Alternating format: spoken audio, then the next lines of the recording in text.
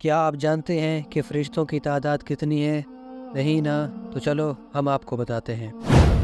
حضرت ابو سعید رضی اللہ عنہ سے مروی ہے کہ جناب رسول اللہ صلی اللہ علیہ وسلم نے فرمایا کہ جنت میں ایک نہر ہے۔ حضرت جبرائیل علیہ السلام جس مرتبہ بھی اس میں سے داخل ہو کر نکلتے ہیں اور اپنے بدن کو جھاڑتے ہیں تو اس سے ہر گرنے والے قطرے سے اللہ تعالیٰ ایک فرشتہ پیدا فرماتے ہیں۔ حضرت وہب بن منبہ رحمہ اللہ فرماتے ہیں کہ فضا میں ایک نہر ہے جس کا پھیلاؤ تمام زمینوں کے 7 گنا ہے۔ اس نہر میں ایک فرشتہ آسمان سے اترتا ہے جو اسے پر کر دیتا ہے اور اس کے اطراف کو بھی بھر دیتا ہے، پھر اس میں سے غسل کرتا ہے۔ جب اس سے غسل کر کے باہر نکلتا ہے تو اس سے نور کے قطرے گرتے ہیں، بس اس کے ہر قطرے سے ایک فرشتہ ظاہر ہوتا ہے جو تمام مخلوقات کی تسبیح کے برابر تسبیح پڑھتا ہے۔ امام اوزاعی رحمہ اللہ فرماتے ہیں کہ حضرت موسیٰ علیہ السلام نے عرض کیا کہ اے میرے پروردگار، آپ کے ساتھ آسمان میں کون ہے؟ فرمایا میرے فرشتے ہیں۔ عرض کیا اے میرے پروردگار، ان کی تعداد کتنی ہے؟ فرمایا 12 قبیلے ہیں۔ عرض کیا ہر قبیلے کے کتنے افراد ہیں؟ فرمایا زمین کے ذرات کے برابر۔ حضرت کعب رضی اللہ عنہ فرماتے ہیں کسی فرشتے کی آنکھ کوئی آنسو نہیں بہاتی مگر اس سے ایک فرشتہ پیدا ہوتا ہے جو اللہ کے خوف سے اڑنے لگ جاتا ہے۔ علاء بن ہارون رحمہ اللہ فرماتے ہیں کہ حضرت جبرائیل علیہ السلام ہر دن نہر کوثر میں ایک غوطہ لگاتے ہیں، پھر کانپتے ہیں جس کے ہر قطرے سے ایک فرشتہ پیدا ہوتا ہے۔ حضرت ابن عباس رضی اللہ عنہ سے روایت ہے کہ رسول اکرم صلی اللہ علیہ وسلم نے فرمایا کہ اللہ کی مخلوق میں فرشتوں سے زیادہ کوئی مخلوق نہیں، کوئی چیز بھی زمین سے نہیں اگتی مگر اس کے ساتھ ایک موکل فرشتہ ہوتا ہے۔ حضرت حکم بن عتیبہ رحمہ اللہ فرماتے ہیں کہ مجھے یہ خبر پہنچی ہے کہ بارش کے ساتھ اولاد آدم اور اولاد ابلیس سے زیادہ فرشتے اترتے ہیں جو ہر قطرے کو شمار کرتے ہیں اور یہ کہ کہاں پڑتا ہے اور اس پھل سے کسے رزق دیا جائے گا۔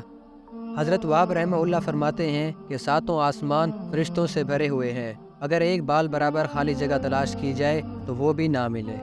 ان میں سے کوئی بے حرکت ہے، کوئی رکوع میں ہے اور کوئی سجدے میں ہے۔ ان کے گوشت کے لوتھڑے اللہ کے خوف سے اچھلتے اور حرکت میں رہتے ہیں، جبکہ انہوں نے پل بھر بھی اس کی نافرمانی نہیں کی۔ اور عرش کو اٹھانے والے فرشتوں میں سے ایک کے ٹخنے سے لے کر اس کے گودے تک 500 سال کا فاصلہ ہے۔ حضرت عبداللہ بن عمر رضی اللہ عنہ سے مروی ہے کہ رسول اکرم صلی اللہ علیہ وسلم نے فرمایا کہ فرشتوں کے 10 حصے ہیں، 9 حصے کروبیون ہیں جو رات دن تسبیح کہتے ہیں، کسی وقت بھی وقفہ نہیں کرتے، اور ایک حصہ وہ ہیں جو ہر چیز کے خزانہ کے نگران ہیں۔ آسمان میں کوئی جگہ نہیں مگر وہاں کوئی فرشتہ سجدہ میں ہے یا رکوع میں ہے، اور حرم مکہ عرش معلیٰ کے بالمقابل ہے اور بیت المعمور کعبہ کے بالمقابل ہے۔ اگر یہ بیت المعمور گرے تو سیدھا کعبہ پر آ رہے۔ اس بیت المعمور میں ہر روز 70,000 فرشتے نماز ادا کرتے ہیں، ان کی باری دوبارہ نہیں آتی۔ ایک اور روایت میں ابو عمر رحمہ اللہ فرماتے ہیں کہ اللہ تعالیٰ نے فرشتوں کو 10 حصوں میں تقسیم فرمایا ہے، ان میں سے 9 حصے تو کروبیون ہیں، اور یہ وہ فرشتے ہیں جو عرش کو اٹھانے والے ہیں، اور وہ بھی ہیں جو رات دن بلا وقفہ اللہ کی تسبیح بیان کرتے ہیں، اور جو باقی فرشتے بچتے ہیں وہ امور خداوندی اور اللہ کے احکام کی پیغام رسانی کرتے ہیں۔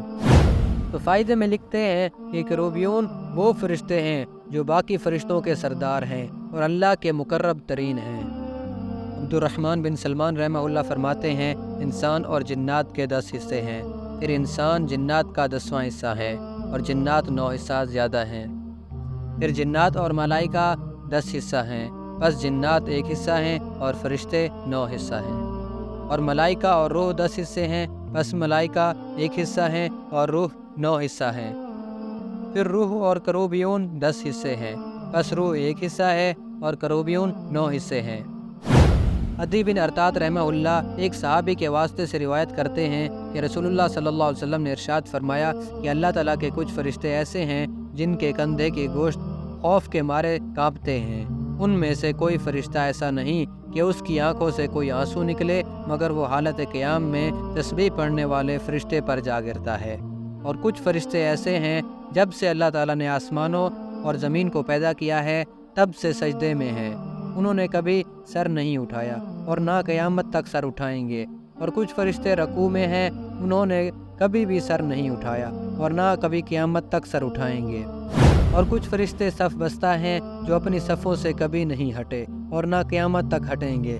جب قیامت کا دن ہوگا تو اللہ جل جلالہ ان کے سامنے تجلی فرمائیں گے، تو یہ اللہ جل جلالہ کی زیارت کریں گے اور عرض کریں گے کہ آپ کی ذات پاک ہے، جس طرح لائق تھا ہم نے اس طرح آپ کی عبادت نہیں کی۔ ان تمام احادیث سے یہ بات واضح ہوتی ہے کہ ملائکہ باقی تمام مخلوقات کی تعداد سے بہت زیادہ ہیں۔